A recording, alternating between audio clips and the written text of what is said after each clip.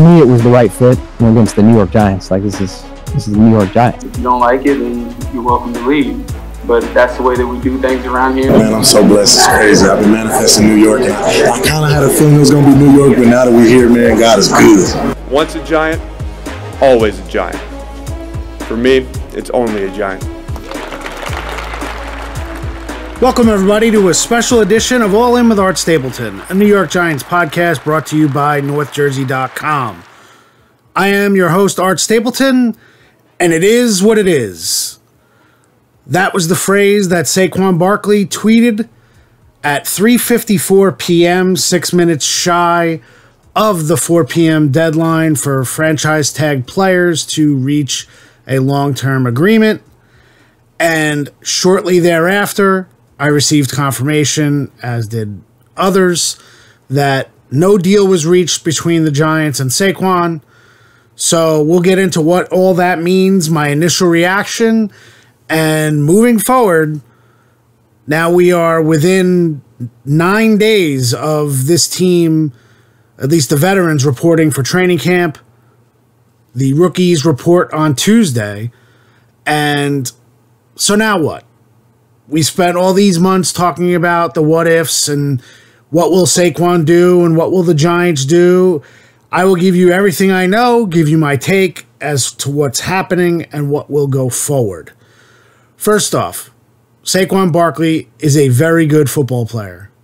He is the best playmaker on the Giants offense. Close second is Daniel Jones. I think if you don't say that, they work in tandem together. Yes, Daniel Jones needs Saquon, and I think Saquon needs Daniel Jones. But the reality is, pound for pound, the best player on this team got a big extension this offseason, and that's Dexter Lawrence.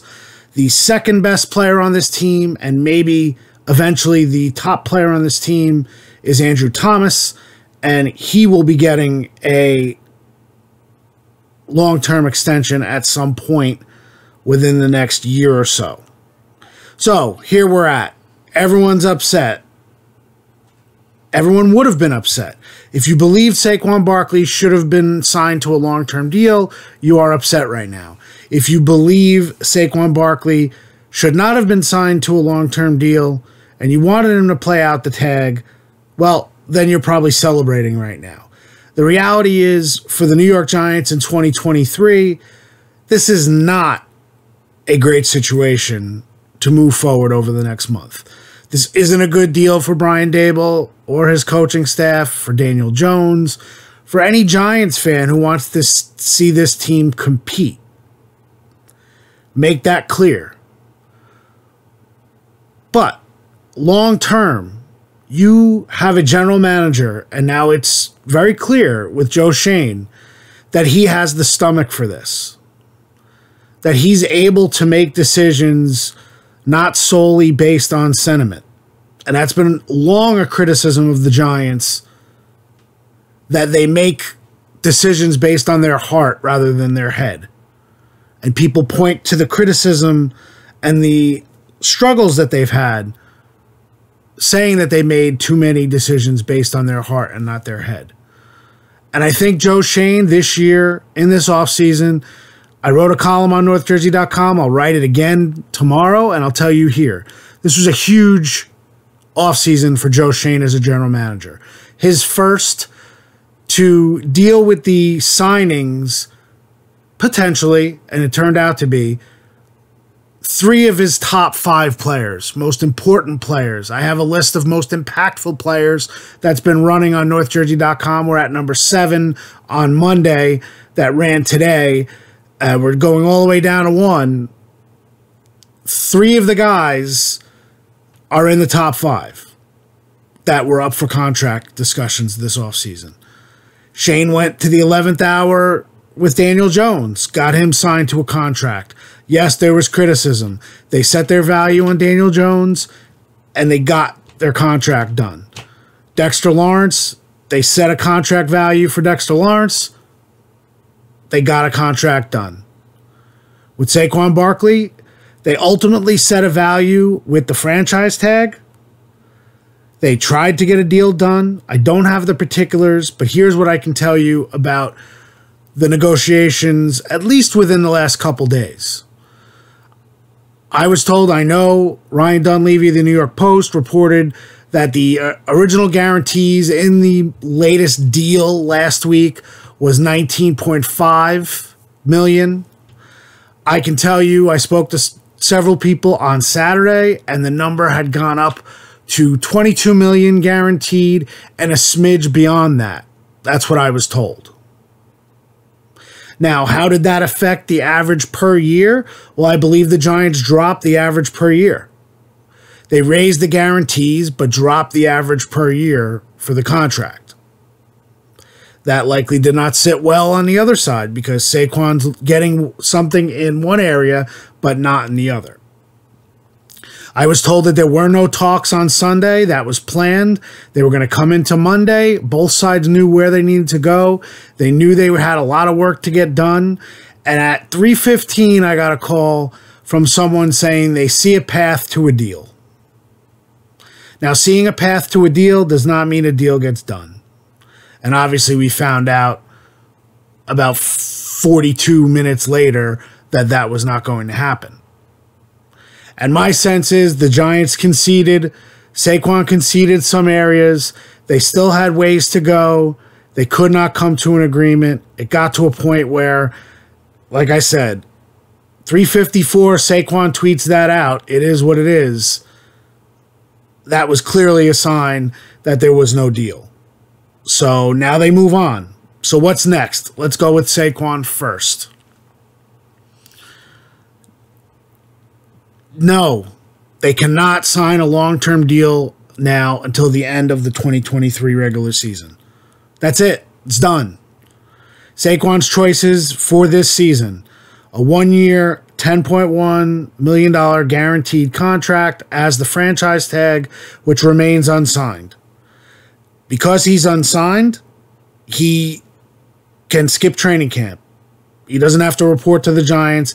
There is no financial penalty. There's also no financial gain for players. Their contracts don't kick in until the regular season begins. So what does that mean? Come the regular season, if Saquon Barkley still has not reported, this is not the Giants fining him. This is his weekly pay. 1/17 of that franchise tag goes away. Goes back into the Giants' salary cap, and they are not responsible for paying that. It's about $600,000 every week for every game that Saquon misses. He'll never make that money back up this season, and it's likely he'll never make that money up next year. So it's very hard to see Saquon sit out a game. Will he? That's quite possible. The one thing I do know about Saquon Barkley, if he believes in something enough, you can't test him. He believes in it. And there's part of that I respect. That he believes he's fighting for something. And he's going to fight for it. Now, that doesn't mean this hyperbole, the idea of, oh, the Giants embarrassed themselves. They're never going to win without Saquon. Saquon took the gamble here. This isn't a gamble by the Giants. This is a decision that Joe Schoen believed he had to make for the future of this team. That's the reality. Could it backfire? Sure. Not every decision works out. And if the Giants don't have Saquon Barkley and he decides to sit out and lose money, well, then they will have to play without, like I said, their best offensive playmaker. Does that mean they're going to all of a sudden lose games? No, that doesn't mean that. So the options for Saquon, as I just laid it out there, it's very hard to envision him sitting out an entire season. What I will say is this idea that it's guaranteed that the Giants will use another franchise tag next year, back-to-back on Saquon, that's 120% of this year's salary. I'm not so sure that's an absolute. Because the Giants can make decisions next year in the offseason to go cheaper at running back, to go younger. Maybe they draft someone. And then all of a sudden, you've already had this impasse with Barkley. What does that mean going forward? Now, Saquon Barkley wants to win as a Giant. He wants to stay as a Giant. He loves these teammates. This locker room loves Saquon Barkley. So there is that aspect now that Brian Daboll and his coaching staff will have to navigate. There's no question. But this idea that they're going to lose faith in Joe Schoen just ultimately shelled out more than $240 million to two of the most respected players on this team, in Daniel Jones and Dexter Lawrence. So don't tell me now that because they held a firm line with Saquon, that all of a sudden the locker room is going to look crooked at Joe Schoen in this front office and say you're not doing what's best for this football team. I'm not buying that. This is business. It's a cruel part of the business. If all things were equal and there wasn't a hard salary cap, Saquon Barkley would be making a heck of a lot more than the $10.1 million franchise tag. Because running backs have now taken a hit. Inside linebackers have taken a hit. Safeties have taken a hit. Why? Because now all of a sudden, interior offensive linemen are getting paid more. Interior defensive linemen are getting paid more. That market has skyrocketed. Right tackles are approaching, not there at left tackle market, but they are close. And corners are being paid a ton. And wide receivers are paid a ton.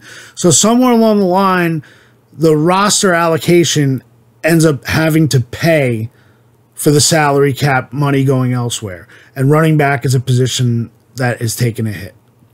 So, what do the Giants do? I think they treat this summer as if Saquon Barkley is not on this team.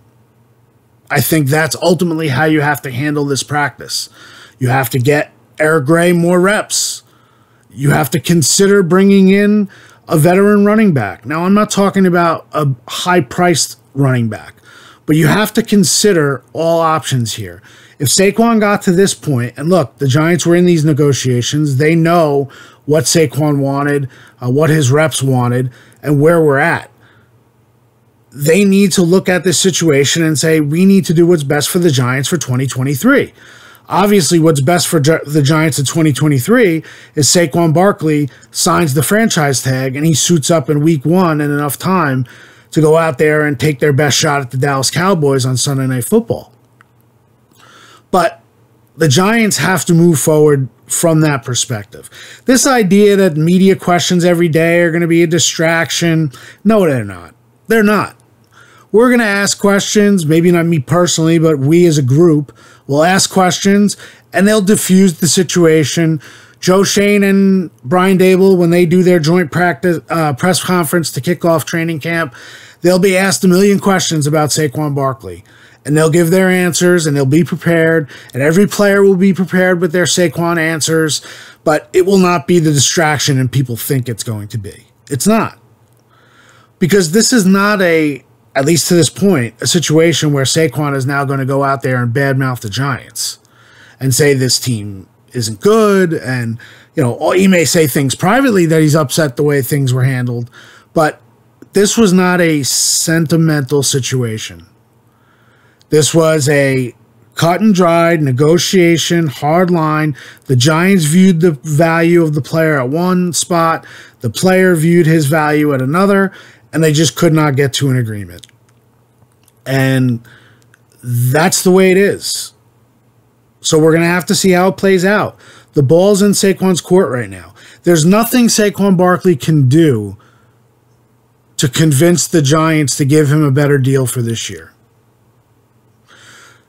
It is possible that on a one-year deal, the team could give the player a higher number than what the franchise tag is. So, for example, the Giants could pay Saquon 1 year $15 million instead of $10.1. They're not going to do that. They held the line here for a reason. That's where it is. So Joe Schoen is going to catch a lot of heat from a segment of the fan base who believes that this is over now, that Saquon Barkley is going to, this decision is going to sandbag the entire season. I'm not buying it. The Giants have good players in place. They have young players they expect to step up. And I think eventually Saquon Barkley will be back with this team and competing alongside the guys that respect him and want to win with him. This is hard. It's a hard pill to swallow. This was not easy I'm sure for anyone involved. Saquon's done just about everything right as a Giant. And the Giants could have chosen to reward him for what he is off the field. They could have done that. In some ways, they probably feel like they have rewarded him as the number 2 pick in the draft. But right now, this is where we're at. We'll obviously have much more over the next couple weeks, but this is our instant reaction to the Saquon Barkley news.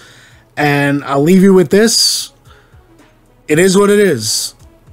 Saquon's tweet, his social media words, that's kind of what hangs over this right now. Appreciate you being all in. We'll stay all in with the Giants.